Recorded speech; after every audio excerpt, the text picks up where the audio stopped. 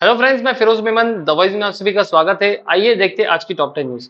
अगर ये न्यूज आपको पसंद आती है तो आप इसे लाइक जरूर करना ताकि यूट्यूब आगे और लोगों को ये न्यूज रिकमेंड करे। स्वागत है आपका भिवंडी के सबसे बड़े, सबसे शानदार और सबसे किफायती जलसा ढाबा में। जी हाँ दोस्तों, अब जलसा ढाबे पर आपको मिलेगा भिवंडी स्टाइल डिशेज, साथ ही हाफ चिकन 500 और फुल चिकन 900 रुपए में, वो भी लाजवाब टेस्ट के साथ ही यहाँ का एम्बियंस और यहाँ की सर्विस आपकी शाम को बनाए और भी बेहतरीन। तो एक नए एक्सपीरियंस के लिए जरूर विजिट कीजिए जलसा ढाबा एट निम्बवली नाका, ओल्ड नासिक रोड, भिवंडी।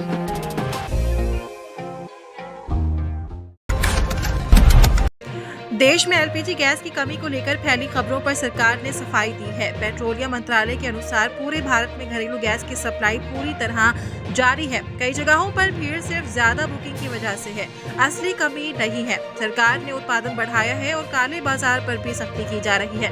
लोगों से अपील की गई है कि अफवाहों पर ध्यान न दें और जरूरत के हिसाब से ही गैस बुक करें।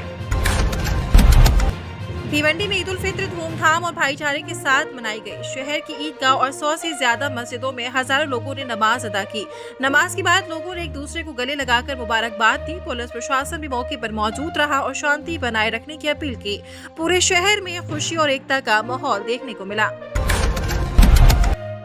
भिवंडी तालुका की 14 ग्राम पंचायतों में उपचुनाव की घोषणा हो गई है। इन सीटों पर मतदान 28 अप्रैल 2026 को होगा और 29 अप्रैल को नतीजे आएंगे। नामांकन प्रक्रिया 7 से 13 अप्रैल तक चलेगी। इन चुनाव में 23 सदस्य और 2 सरपंच पदों के लिए वोटिंग होगी। चुनाव की घोषणा के साथ ही इलाकों में राजनीतिक हलचल तेज हो गई है।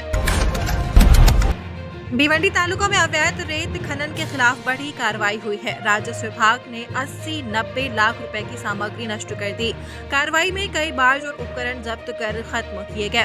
प्रशासन का कहना है कि अवैध खनन पर सख्ती जारी रहेगी। इस कदम से रेत माफियाओं में हड़कंप मच गया है। भिवंडी निजामपुर मनपा का 1179 करोड़ रुपए का बजट पेश किया गया। इस बजट में पानी, शिक्षा, ट्रांसपोर्ट और इंफ्रास्ट्रक्चर पर खास जोर दिया गया है। कई विकास योजनाओं के लिए करोड़ों रुपए का प्रावधान किया गया है। हालांकि पानी, ट्रैफिक, कचरा और स्वास्थ्य जैसी समस्याएं अब भी बड़ी चुनौती बनी हुई है। अब नजर इस बात पर है कि योजनाएं जमीन पर कितनी असरदार साबित होती हैं। भिवंडी में पानी कटौती फिलहाल रद्द कर दी गई है, लेकिन वराल देवी तालाब से पानी की सप्लाई बंद कर दी गई है।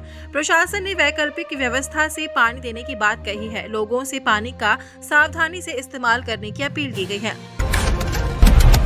शिवसेना शिंदे गुट के नेता नईम खान ने ईद मिलन समारोह का आयोजन किया। इस मौके पर बड़ी संख्या में लोग शामिल हुए। कार्यक्रम में एकता और भाईचारे का संदेश दिया गया। लोगों ने एक दूसरे को ईद की मुबारकबाद दी और खुशी जताई। भिवंडी में अब गटर सफाई के लिए रोबोट का इस्तेमाल शुरू किया जा रहा है। इससे खतरनाक सफाई काम में कर्मचारियों की सुरक्षा बढ़ेगी। हालांकि नौकरी जाने की चिंता भी सामने आ रही है। अधिकारियों का कहना है कि कर्मचारियों को नई तकनीक के साथ काम दिया जाएगा। इस कदम को सुरक्षा और आधुनिक व्यवस्था की दिशा में बड़ा बदलाव माना जा रहा है। मुंबई में मार्च का चौथा हीट वेव दर्ज किया गया है। ओशिवारा में तापमान 39 डिग्री तक पहुंच गया। मौसम विभाग ने येलो अलर्ट जारी किया है। लोगों को गर्मी से बचने और सावधानी बरतने की सलाह दी गई। आज सेंसेक्स 1372 अंकों की बढ़त के साथ 74,068 पर हुआ बंद। वहीं निफ्टी 399 अंकों की बढ़त के साथ 22,912 पर हुआ बंद। गोल्ड 1,39,726 पर ट्रेड करते हुए, सिल्वर 2,26,154 पर और क्रूड ऑयल 8,646 पर ट्रेड करते हुए।